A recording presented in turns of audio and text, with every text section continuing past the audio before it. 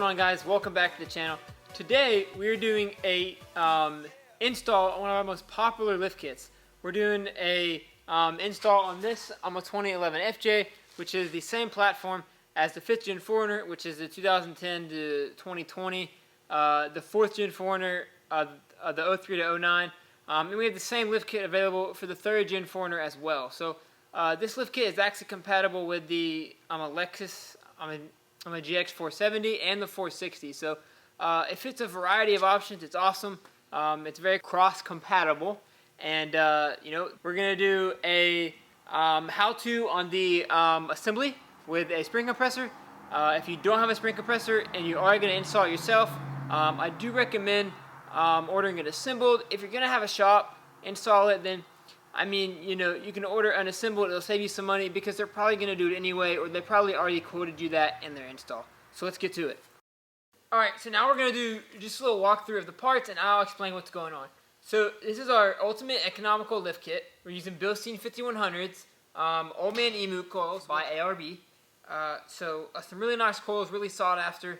You know, I mean, ARB is one of the biggest and longest, you know, names in the game. So you know, we can't go wrong there. So again, we've got our Old Man Emu rear coils. For this specific FJ, we're going with a 2889 coil. That's a medium duty coil for about a 2.5 inch lift.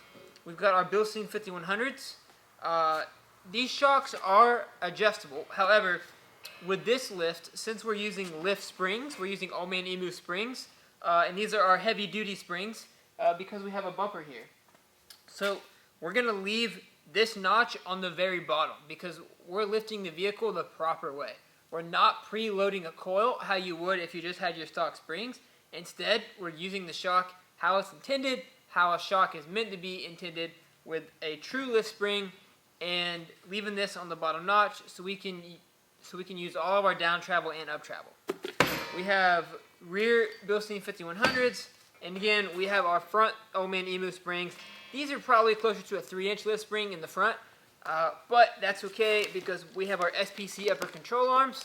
These are adjustable upper control arms. You can get some real nice positive caster, very easy to clear larger tires. So one of my favorite upper control arms there. This is a complete kit for under $1,400. Now, if you ordered assembled, obviously the price does go up, but it is a lot easier to install, and I'm about to show you why. Let's go. Alright, so now we're going to do what I would say is the most difficult part of the entire lift, if you order unassembled, and if you don't have one of these bad boys. So right here, I have a Bilstein 5100, and I have my Old Man Emu coil. Obviously, if you order unassembled, it's going to come just like this. You have your coil, you have your shock. The hardest thing with this is getting this coil compressed on this shock. There's a little plastic washer up here. We don't need that. It's not needed, trust me. We're going to slide our sleeve over here. A big mistake that we see a lot of people do, this right here is the bottom coil perch. They take this and they put it upside down. Then they put their coil on. That's a really big mistake. You can damage your shock that way, and you're going to have like 9 inches of lift. You're going to have the whole like Carolina squat going on. You may like it, you may not, but I can promise you it's not going to be a great ride. So now that we have that back on, we're going to put this back on. What you should have is a bushing and 2 washers. So you have a big washer, a contoured washer, and a rubber bushing. This washer goes on here upside down just like that. These 2 washers we're not going to use until later, and we're not going to use these top hats until later. So this is what it's going to look like before you get your shock, or before you get your coil and your shock together. So we're going to put that aside for now. We're going to take one of our springs, and we're going to go over to the spring compressor.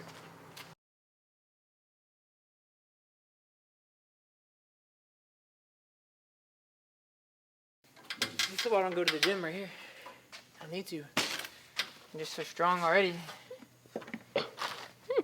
So I've already got one assembled, so now I've got my top hat. I'm going to make sure that my top hat is aligned. Each of these are aligned. I'm going to place it up here, and I want one stud right there just supported.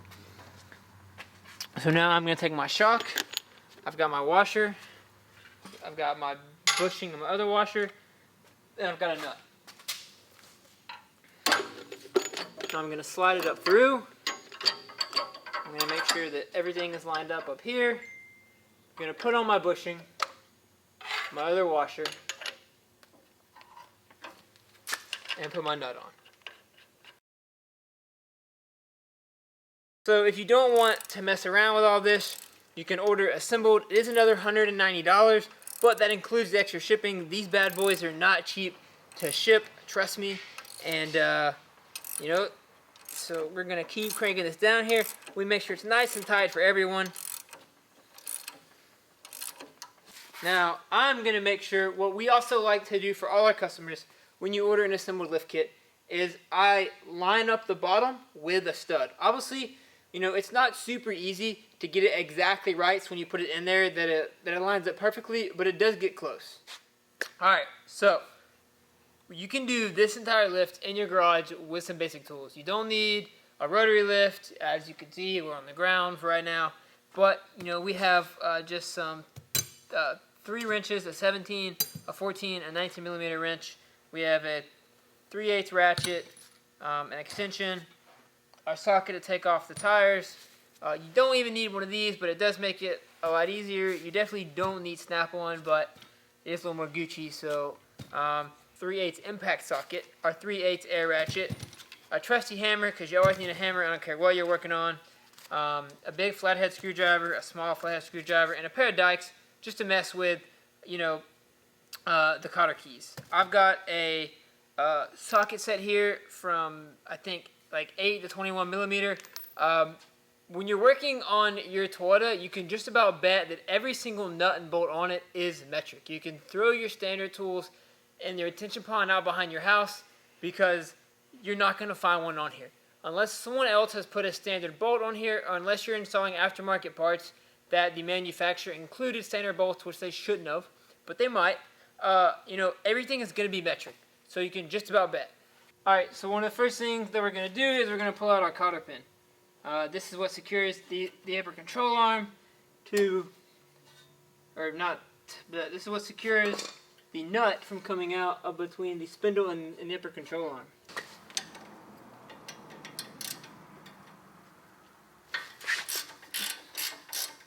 Alright, so we've got our spindle nut off. We're going to take this right here and we're going to take off our brake line.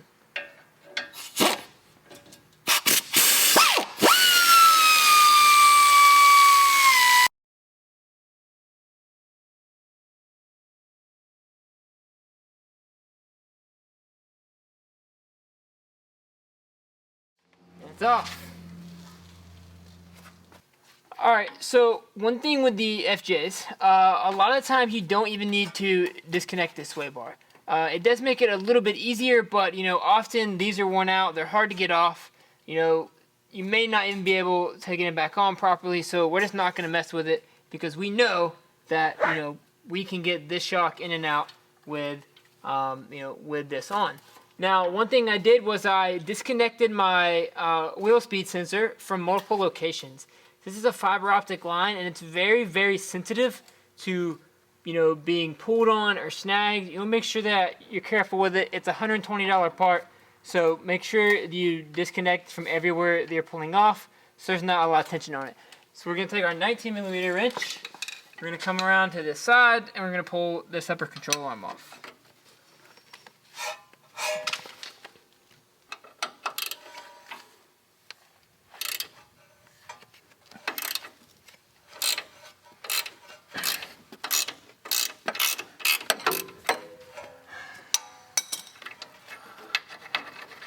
Now, one thing, so we're going to reuse this bolt with our SPC upper control arms. Alright, so now I'm just working my bolt back up through the engine bay. I'm just pulling it out nice and slow, wiggling it around. Just got to work it a little bit. There is a 10 millimeter bolt on some of these newer.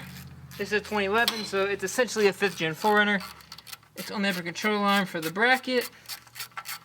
We're just going to pull that off. And our upper control arm is home free.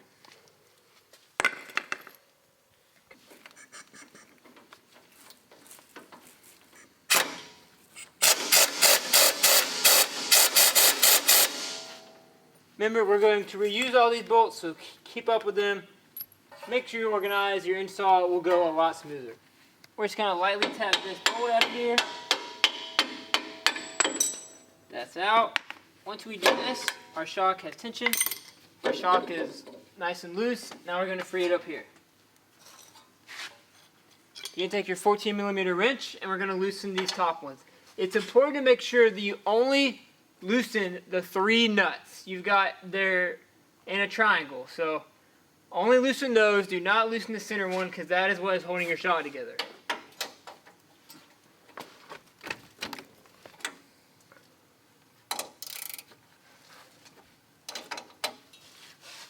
We've got our top nuts off. We're going to drop our shock out of here. We're going to have to do a little bit of wiggling because if you remember, we didn't take off our sway bar. So this actually customer has a spacer. So we may not be able to get away with not disconnecting our sway bar, but we're going to try. Alright, film. Alright, so we're not going to get away this time with not disconnecting our sway bar, unfortunately. We just... Oh, hold on.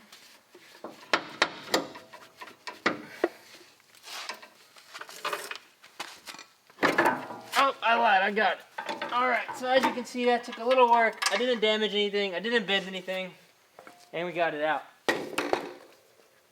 Now that we have our shock out, we're going to go ahead and put in our new upper control arm. So it's important to make sure that we have the right upper control arm. We're going to be doing it twice, which I have done before. You don't want to do that. So we're going to go ahead, and one good way to tell if you're putting on your upper control arm correctly is just to line it up. So it should go, see I have the other side, so I'm going to go ahead and take out the other one.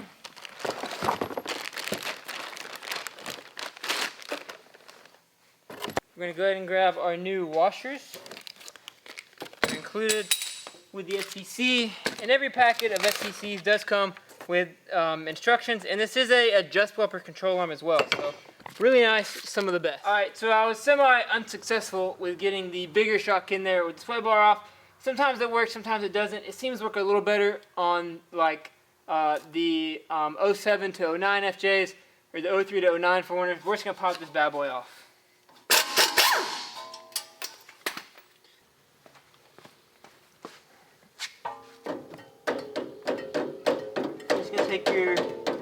Take your soft hammer, get it lined up, and then it may be necessary to grab your floor jack and come up just a little bit to slide that bolt through.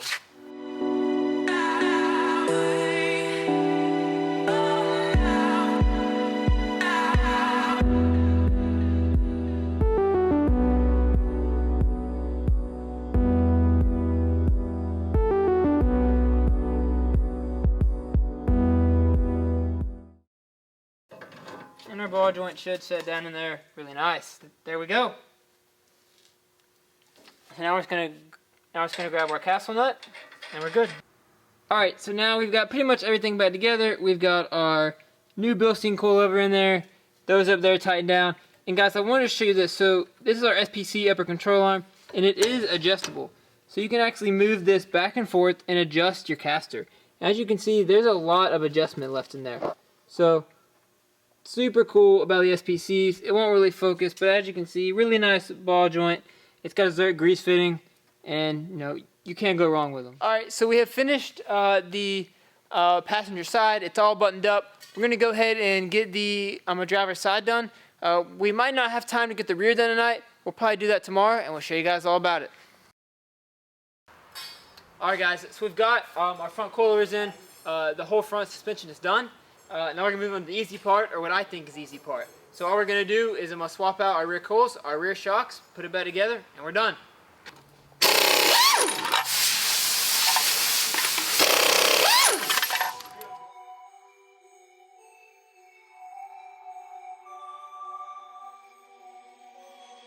Writers, right what they know. Liars, right what they wanna show. Singers, sing what they told. Alright, so one thing that really helps with mounting the rear shocks is a floor jack right underneath the axle. Get the bottom rear mount of your shock mounted first, then just bring it up, pump up, and you should have plenty of threads up top. Summer, soldering over my heart. We're both dancing over the dark side. I don't